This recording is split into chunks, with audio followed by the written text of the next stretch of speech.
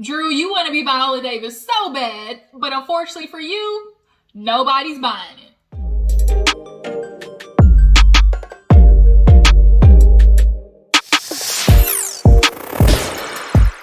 Yo, what's up? Welcome back to my channel. You know we gotta talk about Real Housewives of Atlanta. We had part 1 of the reunion last night, and things were like a little, we kind of got like a B minus, C plus type of reunion. Honestly, this episode was all about Drew trying to get her white woman tears on. Let me tell you, Viola Davis called and she want her tears back. Like, bitch, wasn't nobody buying it. I wasn't buying it. I don't think anybody else was. And honestly, Drew, you were having the biggest fall from grace right now. When you came on the season, everybody had their eyes set on Toya because she was starting off kind of like how most rookies try to just pick some stupid drama. But then you turned it into like a whole Petty Betty situation that has everybody literally looking from Toya to you. And it's like, bitch, you not a target. Like, pew pew. Like, bitch, you it now. And I'm here to drag you. I'm not gonna lie, Drew, I really got some stuff to say about you, but I'm gonna wait till your part come up. Let me not get ahead of myself, okay? So let's go ahead and get into this reunion. I wish this piece would act right. Just stay right there. Y'all, I had to get my freaking, my hair permed. It was, them roots was coming through, y'all. Them roots, they get tired, start trying to detangle and stuff like that. So I'm fried, dyed, and laid to the side. You see them baby hairs? Look at that swoop. You see them baby hairs laid right there? Shit. All right, let me quit playing. Let me get in this reunion because I got shit to do today. Yeah, y'all know what to do. Go ahead and hit that subscribe button if you're new to my channel. And become a member of the Juice Box crew, okay? And make sure y'all like this video up, all right? So let's go ahead and get into the reunion. We open up with the ladies coming in. One of the best reunion setups is the dungeon, obviously. After everybody came in, I really did not like Candy's look at first, but I am going to give her, you know, a couple of notches. I'll give her a couple of points of actually going along with the theme. It looked better on set. I guess I'll put it that way. Like when she was sitting down, the outfit actually looked very befitting for the whole situation. Bravo just did her dirty with the way that picture was. Honestly, that's what it was. Because on her Instagram, it looked way better there too. Shamia, when she come out, she gonna look a hot doggone Coming to America mess. Kenya's look way better sitting down. Porsha looked on point. Drew, I don't know how I feel about that cap sleeve and the big bundle sleeve. When Toya came out, she looked a hot doggone pluck chicken mess.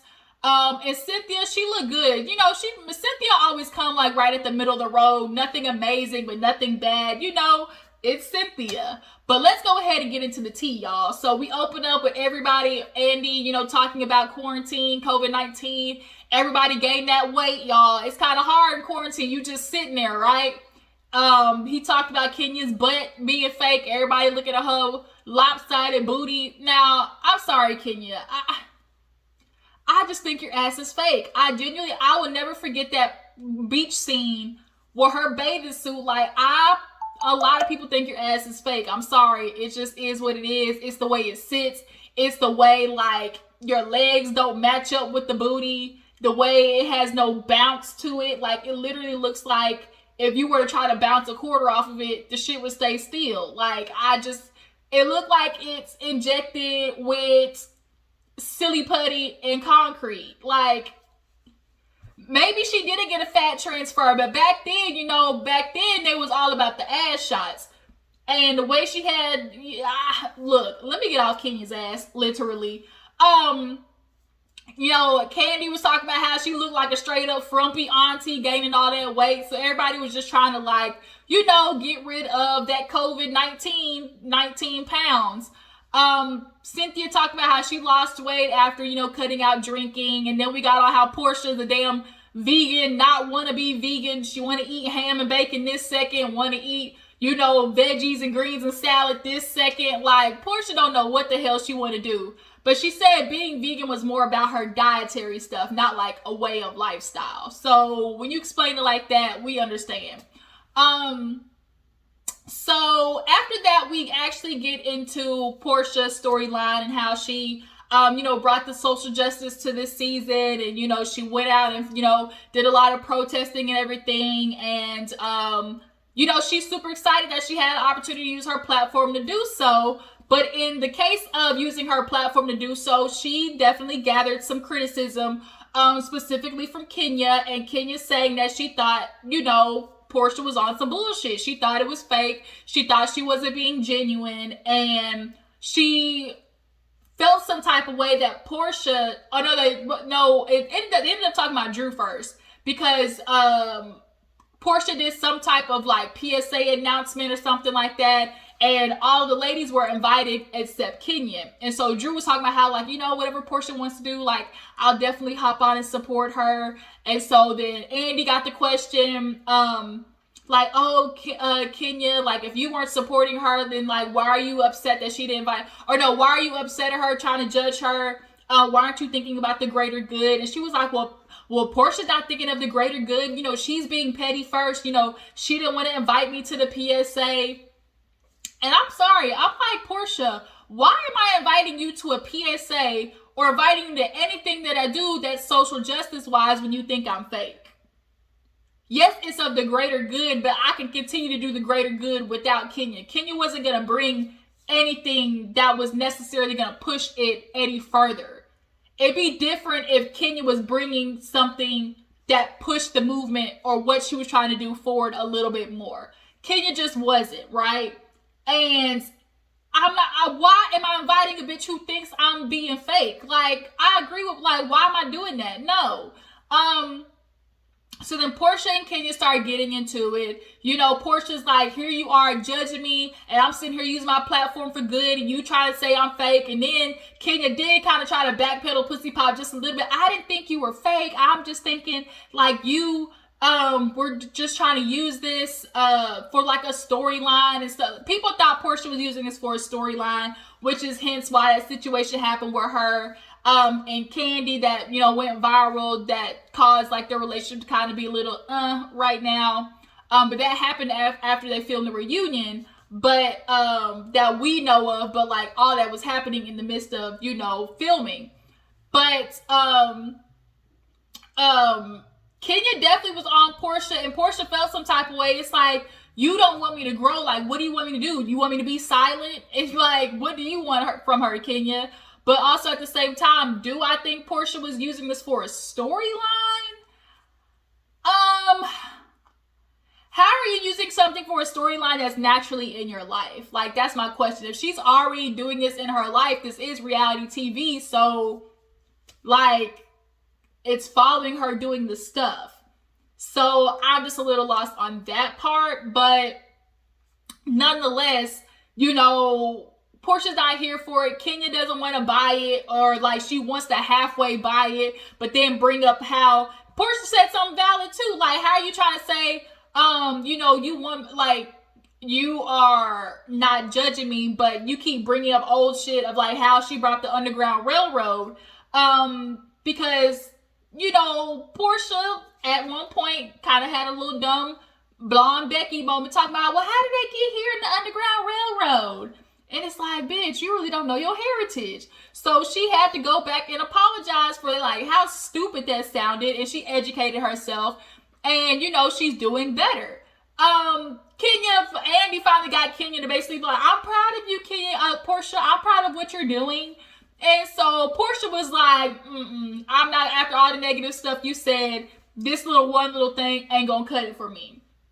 So we went from that to Kenya's incident with the Native American stuff. Remember, she wore that Indian outfit for Halloween.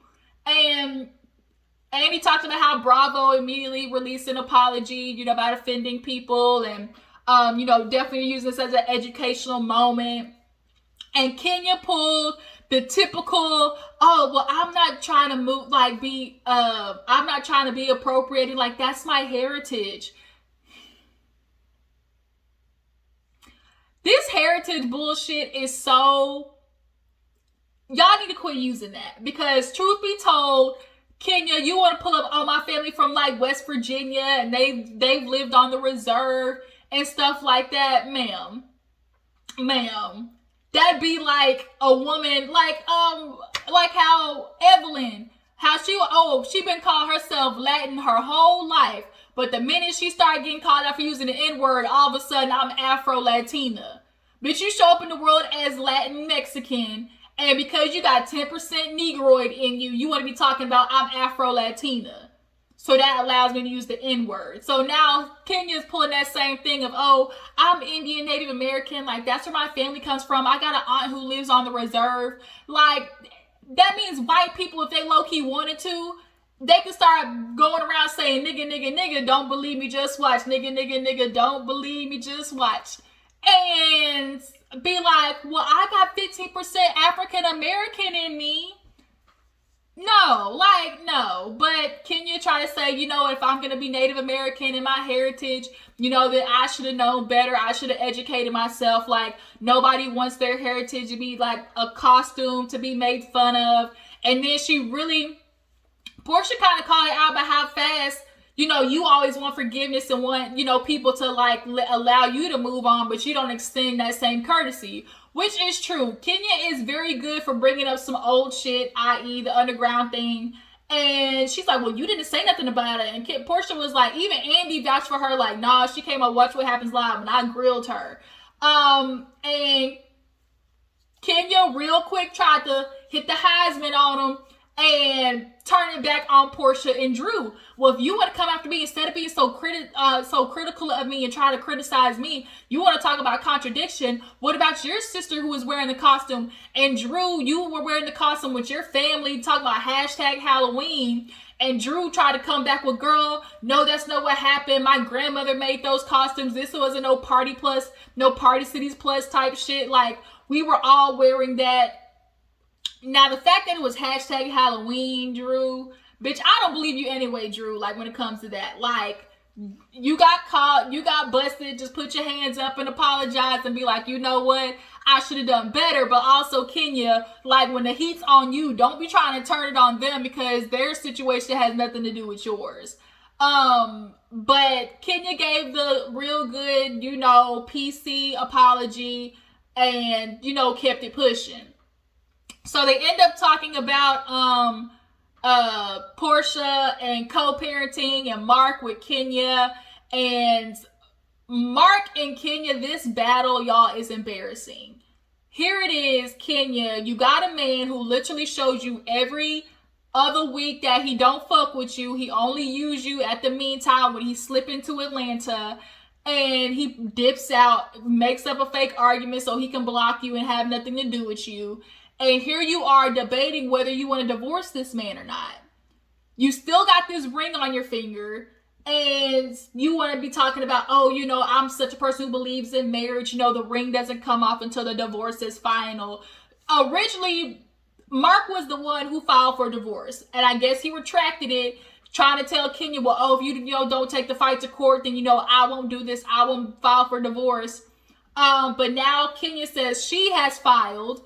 And Marc has retracted the whole alimony situation. He tried to give some bullshit talk about, oh, you misunderstood with the New York law. And he was like, you believe that? She was like, no. But he saw what he looked like. And Marc is all about appearance. Marc is all about what I look like to the outside world. How can I make myself look the best? And he pulled back the alimony. And then he unblocked her after seeing that whole thing. She's like, he unblocked me. And here they are now trying to figure out this co-parenting situation. And Candy and Cynthia, they were asked about how they feel about this Marc situation. And I kind of have a bittersweet feeling when it comes to Candy and this. Well, I like Marc, but him and Kenya, they really shouldn't be together, and I hate that she allows him to do this to her. How do you like a man that fucks over your friend like that? Like, that's what's confusing to me. You see how dirty he's doing your friend, and you realize he nothing but an ain't shit nigga, but here you are talking about, well, I like Marc. What? Come on, Candy. So, they've talked behind the scenes about, why is Kenya choosing to live in limbo? And for her, it's all about the marital thing. I could be in a fucked up situation, but guess what? I get to still say I'm a wife. And I noticed that because when Porsha's co-parenting situation was brought up in comparison, Andy was like, well, you know, maybe you could take some notes from Porsha, like her and, you know, her and Dennis are in a situation doing well with co-parenting. Well, I'm married, I'm a wife, you know, so you can't compare the situations. What does you being a wife have to do with how you're co-parenting? See, that's the bullshit. Like, you want to stay on this I'm a wife situation, but you're sticking to a man who don't treat you as you a wife. Like, Kenya, you look stupid. And now Marc's fighting for not trying to allow Brooklyn be on the show. And as Kenya said, it's all about his ego. Like, if Brooklyn gets shown on the show, that now allows a view into Brooklyn's life and how unactive Marc is in there. If we see Brooke every day on the show, then, and not see Marc with her however many times not with her, he knows that's gonna look bad. At least if she stays off camera, he can always hit him with the, I see her, y'all just don't see it. I see my child, y'all just don't see it. It's not on camera, but I'm seeing my child. Nigga, I see you, bitch. We see each other, Marc. I see you, nigga. You ain't shit. And the fact that Kenya is not pushing to have this further just goes to show, as that person said, your mother gave you issues. You like chasing after love. That abandonment shit is for real. Like, you're chasing after love and appreciation. You're chasing after acknowledgement. You want all of those things, and Marc knows that, which is why he always gives you these little crumbs of love and attention when he come in Atlanta. And then Kenya had the nerve to be like, well, if the pandemic hadn't happened, me and Marc would have had a lot more time, you know, to try to work on our marriage. If there were ever a time to work on your marriage, would have been through quarantine. Bitch, he chose to do quarantine in New York, the busiest and most active COVID place. When it happened, New York was flaming with COVID. And he chose to not quarantine with you. So how bad did he really want to work on his marriage, Kenya? He chose not to quarantine with you and spend every day with you to try to work on something. If there were ever a time to try to work on something, it was during quarantine. Kenya, get the fuck out of here with that. So, moving on, because I didn't spend too much time on that bitch nigga Marc. He irks my nerves, y'all, really. And Kenya, you just look stupid. You look like Boo Boo the Fool. So after that, we end up talking about what else happened after that. We ended up talking about Porsha, and her situation with Dennis. You know, she kicked Dennis out the house about 3 times, and Andy was like, well, why was that? She's like, I only remember 2. She's like, one of them I just remembered because, bitch, he was getting on my nerves.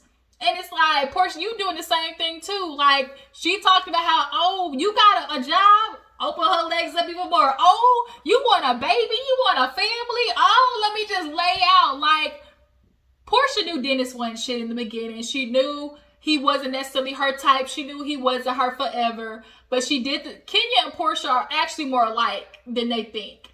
And they both did the reverberal. He don't check off more boxes than I need to, but I'm in need of a family and a baby. And so if he wants to give it to me, I'ma take it. And that's what both y'all bitches did. Now look at the fucked up goddamn life y'all gotta live with these 2 ain't shit niggas. Sorry. And both y'all got daughters. What example are you showing them? So we go from that to Drew and Ralph coming into play. Ralph comes in and, you know, they obviously talk to him about Tampa, because nigga, what was you doing in Tampa for 3 days? Yeah, you got some splaining to do, Ralph.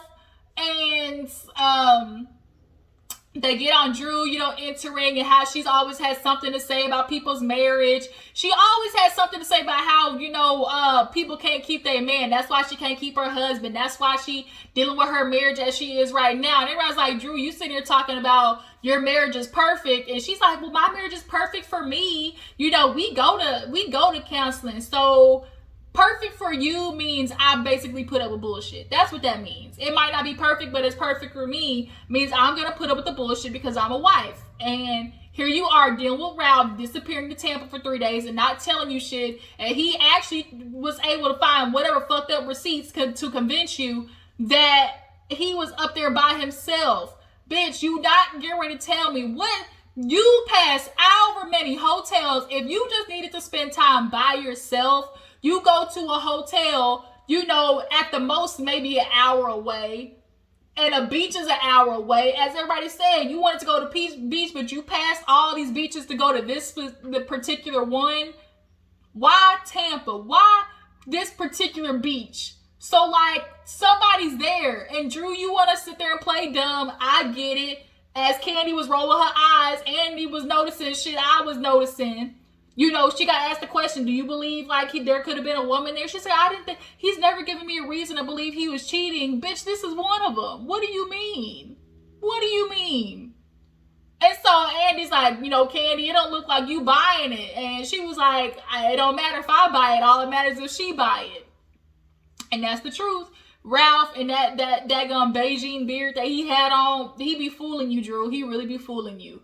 But they're constantly talking about other people's husbands. I get, you know, you got mad at Kenya for calling you a stray. And Kenya apologized for it, but this is when, you know, Drew hit her with I just can't believe you called me a stray. And she put on, Twitter, she hit her good with this one. A stray was like, you know, lack of target, you know, lack of belonging. I'm all together with my family under one roof. You good, girl? Boy, I said, damn, that was a good one. That was a good one, Drew.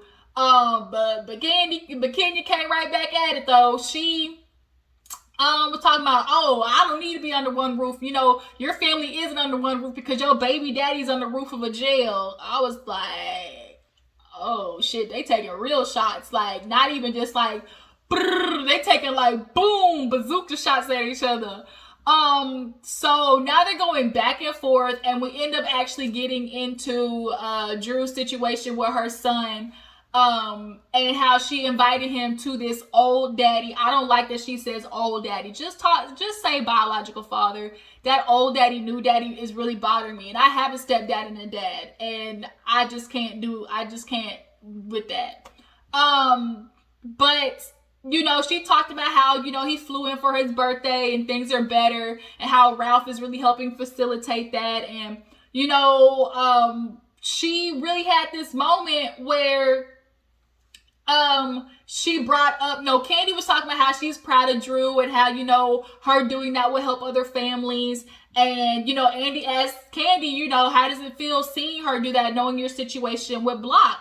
You know, she's like, I'm glad she's catching it early. You know, Riley had built up this wall. At least they're catching the son young.